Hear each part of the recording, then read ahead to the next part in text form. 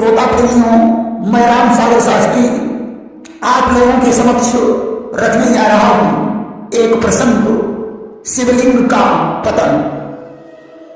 देखिए, सेतुबंध के समय भगवान राम ने समुद्र के तट पर शिवलिंग की स्थापना करने का विचार किया कि करें हम यहाँ संभुतापना, मोरे हृदय परम कल्पना। राम ने जामवंत, सुग्रीव, हनुमान, अंगद आदि वानर भाइयों के सामने अपना मंतव्य प्रस्तुत किया। सभी ने एक स्वर में कहा, प्रभु यह आपका अति उत्तम विचार है। अब भगवान ने सुग्रीव से कहा, तो फिर आश्रम से ऋषि मुनियों को बुलाने के लिए कुछ दूतों को भेज दीजिए। और सुनी कपीश बहुदूत पठाए, और मुनिवर सकल कोई नहीं आए। सुग्रीव ने तत्काल दूतों को भेजकर ऋषि मुनियों को एकत्रित किया। स्थापना करने का मुहूर्त निश्चित किया गया। अब भगवान राम ने हनुमान को बुलाकर कहा कि तुम काशी में जाकर भगवान शंकर से शिवलिंग मांग कर ले आओ। परंतु इतना ध्यान रखना, स्थापना करने का जो मुहूर्त निश्चित हुआ है वह निकलना नहीं चाहिए। किसी से शिवलिंग मांगने को हे महावीर काशी जाओ, निश्चित मुहूर्त के अंदर ही लेकर शिवलिंग लौट आओ। आज भगवान राम को प्रणाम करके हनुमान जी ने काशी को प्रस्थान कर दिया। काशी में पहुंचकर उन्होंने भगवान शंकर को प्रणाम किया और बोले, सिंधु के तट पर भगवान राम आपकी स्थापना करना चाहते हैं, इसलिए आप मुझे लिंग प्रदान करने की कृपा करें। भगवान शंकर ने हनुमान को 2 लिंग प्रदान किए और बोले, इसमें एक लिंग विश्वनाथ नाम का है, दूसरा विश्वेश्वर नाम का है। एक लिंग तुम्हारे लिए और दूसरा राम के लिए प्रदान कर रहा हूं। मैंने बहुत समय पहले अगस्त ऋषि को दक्षिण दिशा में दर्शन देने का वचन दिया था, इसलिए आज इसी बहाने से मुझे वहां जाने का संयोग प्राप्त हो जाएगा। हनुमान ने पूछा, प्रभु आपने अगस्त ऋषि को वचन कब और क्यों दिया था? शिव ने कहा, हनुमान एक बार की बात है, देवर्षि नारद हाथ में वीणा लिए हुए हरगुणगान करते हुए नर्मदा नदी के तट पर पहुंचे। वहां नर्मदा में स्नान करके वे ओंकारेश्वर की पूजा करने जा रहे थे। तब तक उन्हें विंध्याचल पर्वत दिखाई पड़ा। नारद को देखकर विंध्याचल पर्वत बहुत प्रसन्न हुआ। उनके पास आकर उसने कहा, देवर्ष आप कुछ समय तक मेरे ऊपर बैठकर विश्राम करें, आपके शरण कमलों से हमारा हृदय पवित्र हो जाएगा। नारद जी ने विंध्याचल की प्रार्थना स्वीकार कर ली और पर्वत पर बैठकर भगवान का ध्यान करने लगे। अब तो पर्वत को अभिमान हो गया। उसने विचार किया कि आज देवर्षि नारद जी ने मेरे ऊपर बैठकर भगवान का ध्यान किया है, अब तो मैं सभी पर्वतों में श्रेष्ठ बन गया हूं। देखिए, अभिमान ही विनाश की जड़ है। जो कुछ हो रहा है या सब ईश्वर की इच्छा है, ऐसा मानकर कभी भी किसी प्रकार का अभिमान नहीं करना चाहिए। नारद जी विंध्याचल के मनोभावों को समझ गए। उन्होंने कहा, विंध्याचल संसार में सभी पर्वत तुम्हें बड़ा मानते हैं, परंतु मेरु पर्वत तुम्हारा अपमान करता है, वह अपने को तुमसे बड़ा मानता है। हम तो महात्मा हैं, हमें इन सब बातों से क्या लेना देना। ऐसा कहकर नारद ने वीणा उठाई और वहां से चलते बने। इधर विंध्याचल विचार करने लगा कि मालूम पड़ता है कि ग्रह तथा नक्षत्र सहित सूर्य उसकी परिक्रमा करते हैं, इसलिए वह अपने को महान समझता है। आज मैं ग्रह नक्षत्र और सूर्य के मार्ग को ही अवरुद्ध कर दूंगा। उसने अपना शरीर बढ़ाया और गगनांतर में स्थित हो गया। अब तो ग्रह नक्षत्र और सूर्य की चाल उठ गई। सूर्य दक्षिण दिशा में नहीं जा सके, उनकी चाल बंद हो गई। अब तो संसार के सारे प्राणी संतप्त हो गए। तीनों लोग कांपने लगे। अब ब्रह्मा दौड़ी गए मम पासा, और बोले होती सृष्टि क्रमनाशा। ब्रह्मा जी दौड़कर हमारे पास आए, उन्होंने कहा भोलेनाथ अब तो सृष्टि का क्रम ही बिगड़ा जा रहा है। दक्षिण दिशा में सूर्य नहीं निकलता, वहां रात ही बनी रहती है। उत्तर दिशा में बराबर दिन रहता है। उस समय मैंने देवताओं को भेजकर पर्वतों के गुरु अगस्त को बुलवाया और उनसे कहा कि तुम दक्षिण दिशा में जाओ, विंध्याचल पर्वत को बातों में बांधकर वहां मेरा भजन करो। जब भगवान राम सेतुबंध रामेश्वरम का पूजन करेंगे तब तुम्हें मेरे दर्शन प्राप्त हो जाएंगे। अगस्त जी ने जाकर विंध्याचल से कहा मैं दक्षिण दिशा में अपनी पत्नी लोपामुद्रा के साथ भजन करने जा रहा हूं, इसलिए तुम छोटे हो जाओ और जब तक मैं लौट कर आऊं तब तक तुम अपने शरीर को बड़ा मत करना, अन्यथा तुम मेरे क्रोध को जानते ही हो कि जब वो तलक लौट कर ना आऊं तब तलक मेरी रास्ता तक ना वापस जरूर मैं आऊंगा, लेकिन तब तक यूं ही रहना। अगस्त जी दक्षिण दिशा को चले गए। विंध्याचल उनकी रास्ता देखता रहा। धीरे धीरे 12 वर्ष व्यतीत हो गए। एक दिन उसने सिर उठाकर देखना चाहा कि देखें अगस्त जी वापस आ रहे हैं या नहीं, परंतु जब वे नहीं दिखाई पड़े तो वह फिर क्यों का क्यों हो गया। इधर सूर्य के सारथी अरुण ने मौका देखकर रथ को हाँक दिया। तीनों लोगों में प्रसन्नता छा गई। शिव ने कहा हनुमान दंडकारण्य में अगस्त जी मेरी प्रतीक्षा कर रहे हैं, इसलिए आज वहां जाकर मैं उन्हें दर्शन दूंगा, साथ ही साथ मुझे प्रभु श्री राम के दर्शन हो जाएंगे।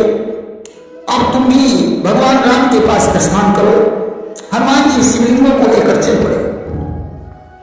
इधर भगवान ने देखा कि मुहूर्त निकला जा रहा है, हनुमान जी काशी से लौट कर नहीं आए कि राम जी सोच रहे हनुमान न लौट नहीं पाए, पूजन का समय जा रहा है, शिवलिंग लेकर आए।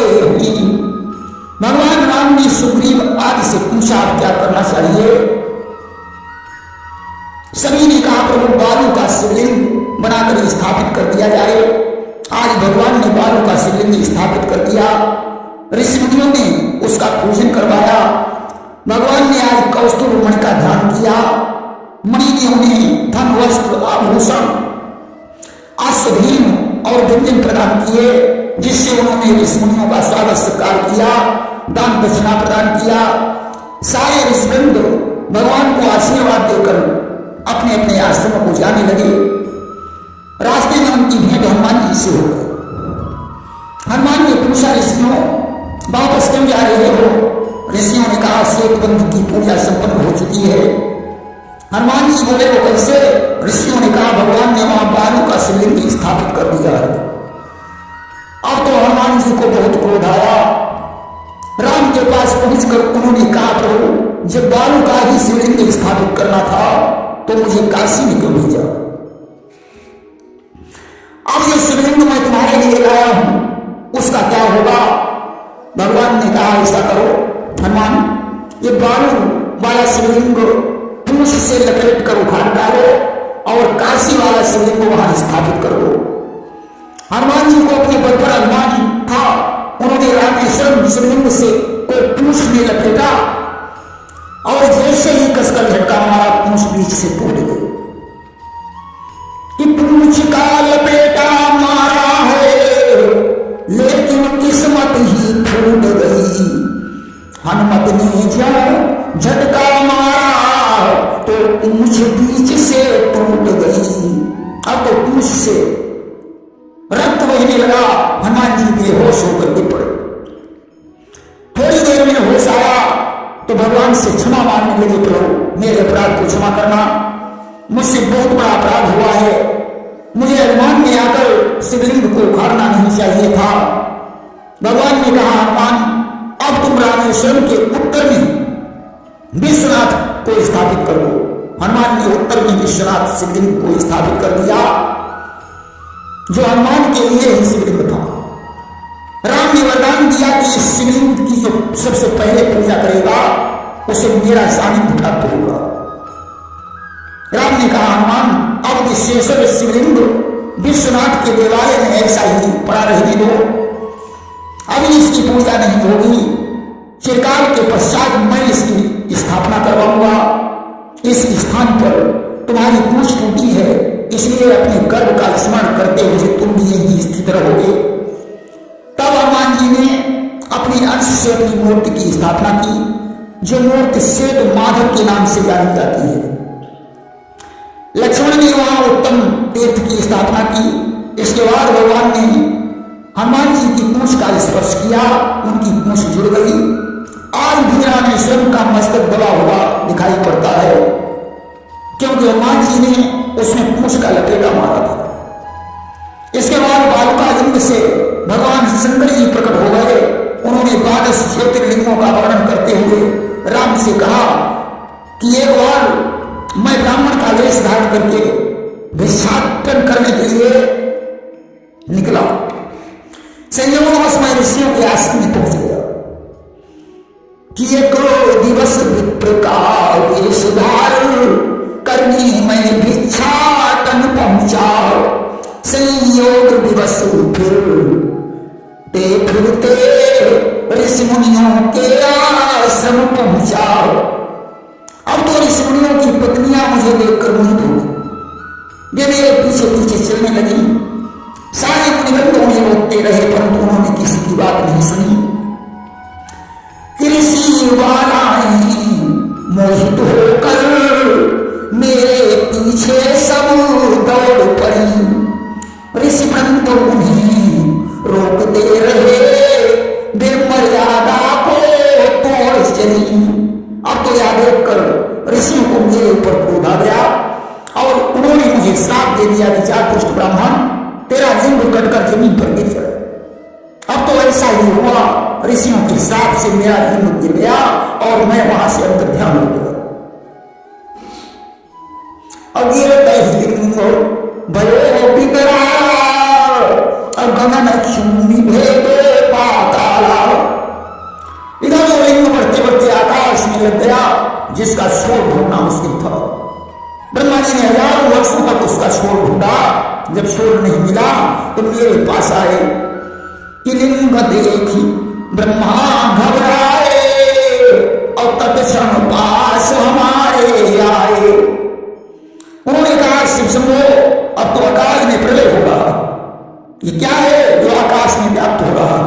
शिव ने कहा ब्रह्मन, ऋषियों के साथ से मेरा लिंग गिर गया या उसी का आकार हो। आज तो तुम मेरा त्रिशूल लेकर इसका खंडन कर डालो। ब्रह्मा ने कहा नहीं, मैं आपके अंग को नहीं काट सकता हूं, आप स्वयं इसे काटें। शिव ने अपने त्रिशूल से उसके 12 खंड कर दिए और भिन्न भिन्न क्षेत्रों में उन्हें चिपका दिया कि लई त्रिशूल शिव खंड बनाए और 12 ठोर गिराए। इस प्रकार ओंकार, सोमनाथ, त्र्यंबकेश्वर, मल्लिकार्जुन, नागेश, वैद्यनाथ, विश्वेश्वर, केदारेश्वर, महाकाल, भीमेश, गणेश्वर, ये 11 ज्योतिर्लिंग बन गए। 12वां लिंग गंधमादन पर्वत के ईशान शिखर पर गिरा, जो अदृश्य रहा। भगवान शंकर ने राम से कहा कि इसलिए अब रामेश्वरम मेरा 12वां ज्योतिर्लिंग माना जाएगा। जो लोग रामेश्वरम का दर्शन करेंगे वे ब्रह्म हत्या आदि पापों से मुक्त हो जाएंगे। मुझे स्नान कराने के लिए जो मणिकर्णिका घाट के जल से जल आएगा वह समस्त पापों से मुक्त हो जाएगा। उसी समय अगस्त ऋषि वहां आ पहुंचे। क्या कर अगस्त ने उसी जगह सागर शिव प्रभु ने प्रणाम किया, अपने हाथों से उसी जगह एक लिंग शंभु का थाप दिया। अगस्त जी ने भगवान राम और शिव को प्रणाम करके रामेश्वरम के अग्निकुंड में एक लिंग स्थापित कर दिया, जो अगस्तीश्वर के नाम से प्रसिद्ध हो गया। अगस्त जी ने विश्वनाथ, रामेश्वर तथा राम की स्तुति की। और अपने आश्रम को चले गए। रामेश्वरम के ये लिंग तीनों लोगों में प्रसिद्ध हैं। प्रेम से बोले शंकर भगवान की